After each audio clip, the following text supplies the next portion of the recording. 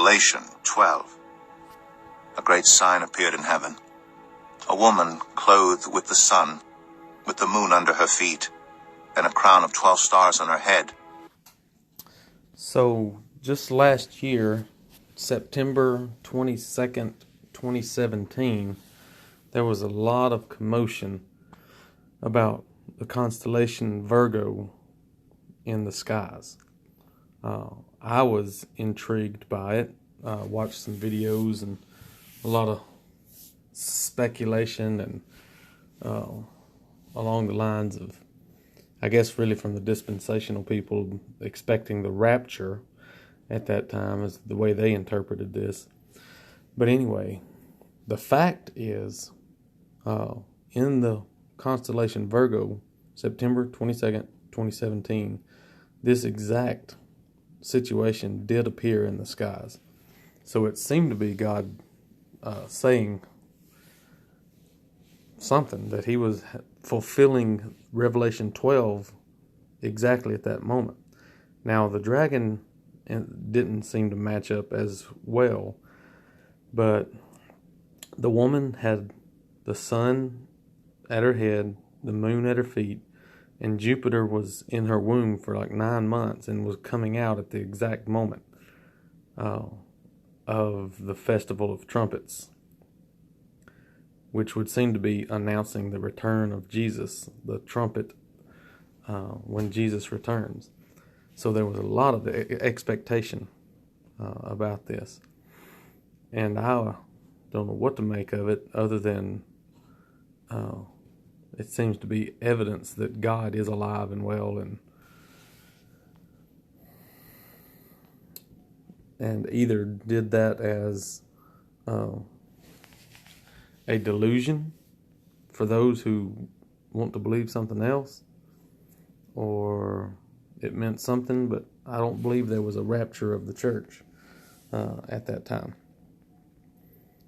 So you can look up videos on YouTube about the September 22nd, 2017 Revelation 12 woman and see what was going on. She was pregnant and cried out in pain as she was about to give birth. Okay, that was the planet Jupiter in her womb that was making its way really between her legs at that exact moment. But since this obviously wasn't the rapture of the church at this time, I'm not going to touch on the constellations last year in September, other than it was a big ordeal for a lot of people that nothing seemed to happen. Now, what I think, my best understanding of this passage right now is that this woman is Israel.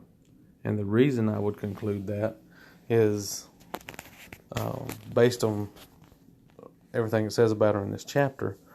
But you remember the dream that Joseph had about the sun and the moon and 12 stars bowing down to him. This woman has the sun and moon and 12 stars. And those symbols would definitely turn you back or help you reflect back on that dream that Joseph had, the sun and the moon and the 12 stars. So that's the, I guess will make you think of the nation of Israel. And now the other thing that I immediately think of is this woman could be Mary, the Virgin Mary, giving birth to Jesus. The child here is most certainly Jesus. And Mary was the one woman who gave birth to Jesus. But if woman here is representative of a group of people and not just one person, then that group of people would be the Jews. Because Jesus came out of the Jews. He was a Jew and he came out of the Jews. So in that sense, the Jews could be his mother. And as far as crying out in pains to give birth, then certainly the time had come for the Messiah to arrive. And you can look at Daniel, the 70-week prophecy of Daniel, Daniel chapter 9, to see that they were crying out for the Messiah to be born 490 years after the Babylonian captivity. Then another sign appeared in heaven, an enormous red dragon with 7 heads and 10 horns and 7 crowns on its heads. Its tail swept 1/3 of the stars. Now, I don't know.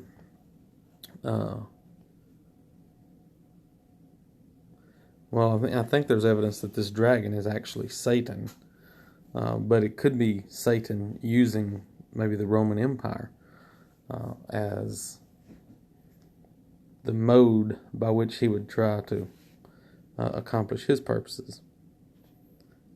An enormous red dragon with 7 heads and 10 horns and 7 crowns on its heads.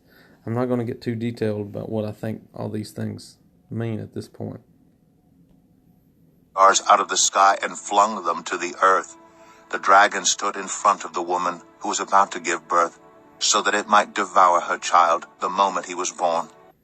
Alright, so if the woman is Israel and the child is Jesus, which I'm certain of, and the dragon is Satan,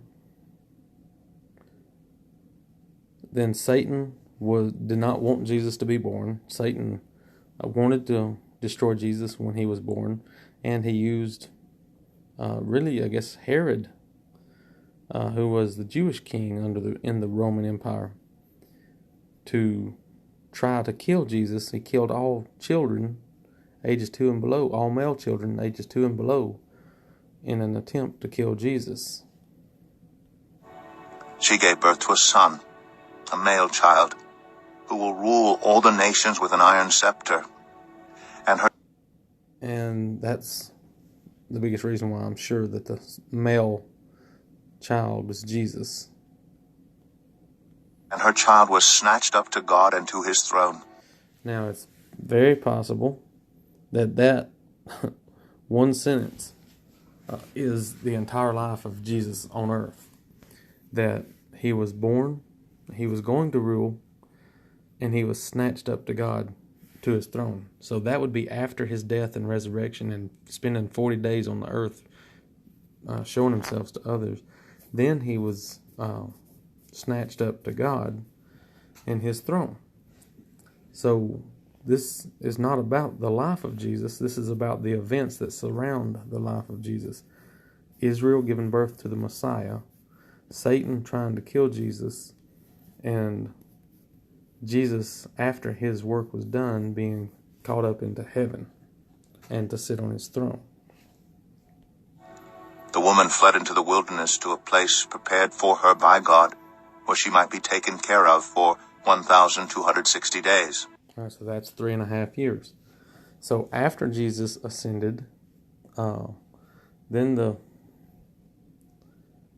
woman, which would be faithful Israel, and her other offspring, which are going to be brought up soon, which would be the church, because not only did Israel give birth to the Messiah, Israel also gave birth to the Christian Gentile church.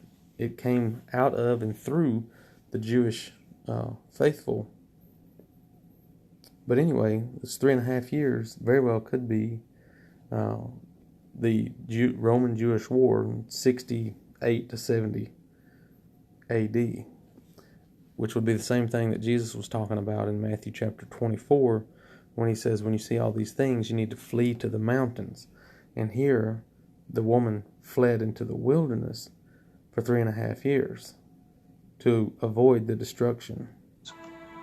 Then war broke out in heaven. Michael and his angels fought against the dragon, and the dragon and his angels fought back. So, I really have a hard time imagining a war, how we typically see war on earth, in heaven. Because I don't see any opposition force against God that has a remote chance of victory at all. But in this image, we have a conflict between God's angels and the dragon and his angels.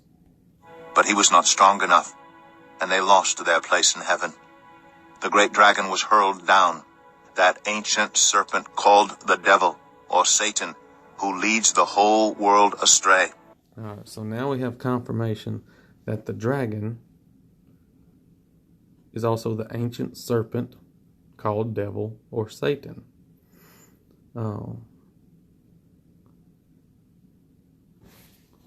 And it says that he was cast down. They lost their place in heaven, the devil and his angels, and they were hurled to earth along with his angels. Now, I typically view this Satan getting kicked out of heaven something to have happened before the Garden of Eden. I don't really view it as something that happened after Jesus ascended into heaven. So, but by the timeline presented here, it sounds like after Jesus ascended to heaven and sat on the throne, then there was the war and they were kicked out. Now, in the book of Job, we know that God and Satan were talking to each other, and I believe it was in heaven, because, God says, "What are you doing, Satan?" Or, "What have you been doing?" And he says, "I've been roaming around the earth, I think where you sent me." But at the same time, Satan was in heaven talking to God, but he had also been down to earth looking for trouble. So, I'll just move on. He was hurled to the earth, and his angels with him. Then I heard a loud voice in heaven say, "Now have come the salvation and the power and the kingdom of our God, and the authority of his Messiah." Now, we just read about the seventh trumpet, and we know that Revelation talks about how when the seventh trumpet sounds, the complete and utter fulfillment of all prophecy will be complete. And Jesus will sit on his throne. Jesus will reign in his kingdom forever and ever. And here we have the same thing. After Jesus' ascension, he sat on the throne, and he has power over the kingdom of God and all authority. For the accuser of our brothers and sisters, who accuses them before our God day and night, has been hurled down. So Satan constantly badgering God about the sins of the faithful people on earth, both Jew and Gentile, gets kicked out of heaven.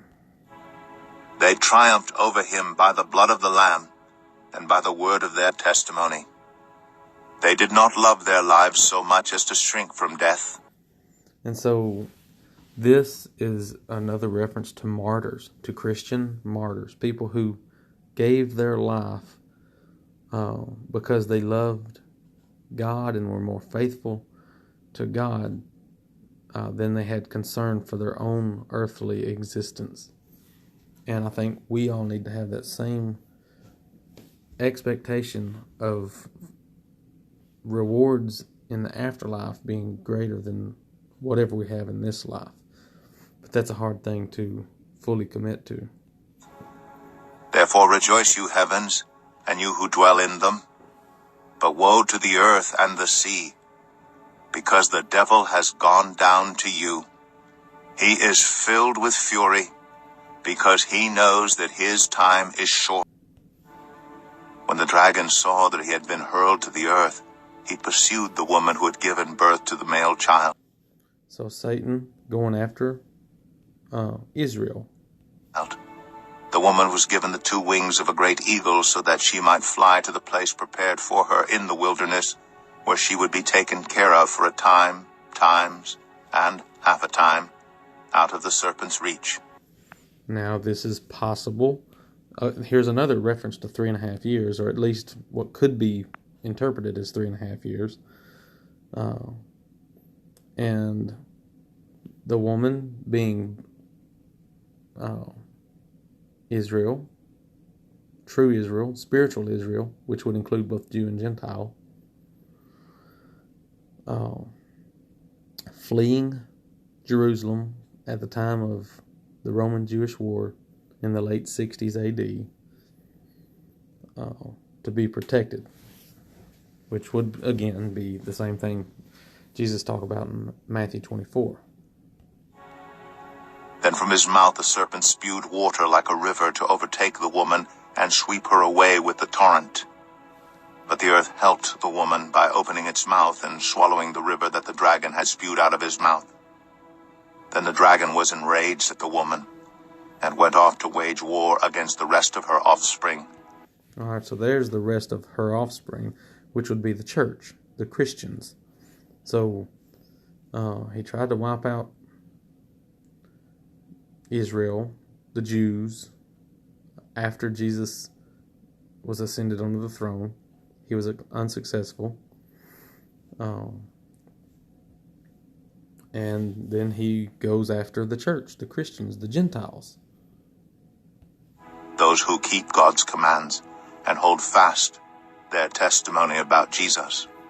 That's another indication that we're talking about Christians, because they're holding fast to the testimony of Jesus. They keep God's commands and hold fast to the testimony of Jesus. That would be Christians. So I believe this chapter is talking about the relationship between Satan and his attempts to destroy Jesus, Israel, and the Christians, and his failure in all those accounts. I'd appreciate constructive comments along those lines. There is Revelation chapter 12.